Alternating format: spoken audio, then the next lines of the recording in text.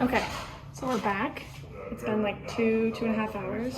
It's doubled and a lot bigger. I've been kind of moving around, so this might not be the best idea, but you want to get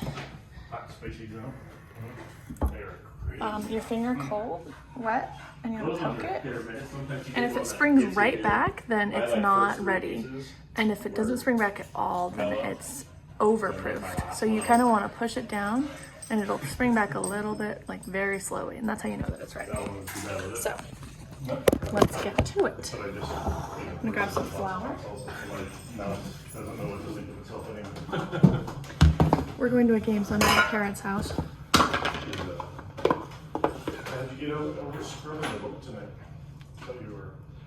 Okay, flour your surface, and then we're gonna scrape down. If you have one of those little white plastic bowl scrapers, that's what you could use this for. I don't have one of those. Okay, and then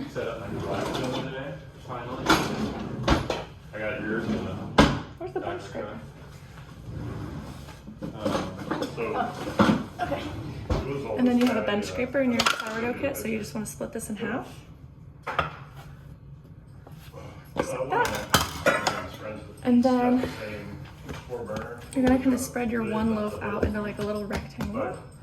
And you're going to fold one end in, like a third in. And then like you're going to fold the top down. Like if you were going to fold the top down, it would make like a letter fold, but you're not going to fold the top down yet. You're going to fold the right side over into the middle, and then you're going to grab the left side over into the middle. And then that top part that we didn't touch earlier is going to go around to the back. And then you're going to pinch those two top corners and just kind of knit them together. And then you're going to go further and further down, and you're going to just be rough with this. It's fine if it kind of tears a little bit. The whole point of this is to build tension. A lot of tension in the dough, so that once you put it in the oven and it springs, it can like pop up. Like once you cut it open, it'll like spring open.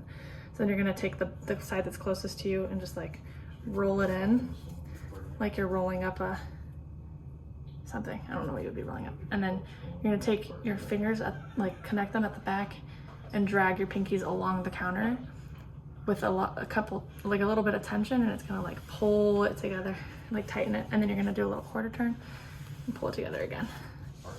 Pull it together again.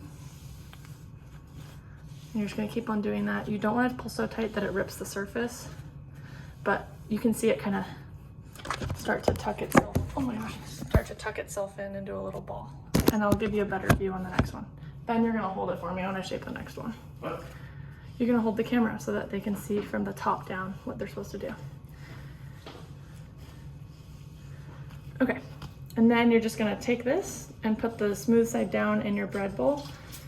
The seam side is gonna be up, and then once it's in your bread bowl, you're just gonna pinch it together one more time on those seams so that you make sure it's super tight and close together. If you're using your bread bowl for the first time, make sure you flour it. Just dust it with flour and dust your little bowl with flour. If it's a loaf, like an oval shaped one, it's called a batard, and if it's a round shaped one, it's called a boule. So I will put this one. There's Keela again. Little cockroach dog. So I'm putting the smooth side down. It's in my little batard. And then I'm just gonna pinch it together. All right. Okay, Ben, will you come in?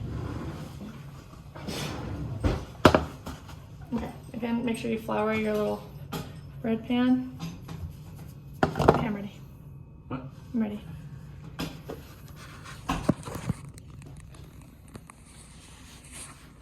Okay, so spread it out into a little rectangle. Bottom third up, right side in, left side in, top side down, and then the corners.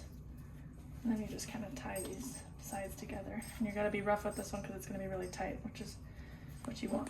You want all that tension in there. And then we're gonna roll from the bottom up, and then drag your fingers along the bottom to watch how this like kind of pulls itself together into a tighter ball. You're building that tension. It'll like tuck itself in there. And you can do this like 10 times. however much it takes to like kind of make that seam on the bottom pretty much disappear.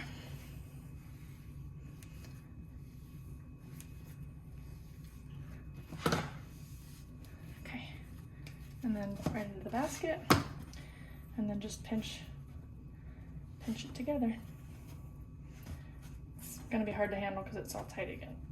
All right. And then just grab a plastic bag. Some people use like shower hairnet, those like plastic things, but I don't have that. So just tie it tight. That's gonna go in your fridge, at least 12 hours, up to 36, and then I'll make a part 3 with the scoring and the baking. So do that with both of these, put them in the fridge, and we'll see you at part 3.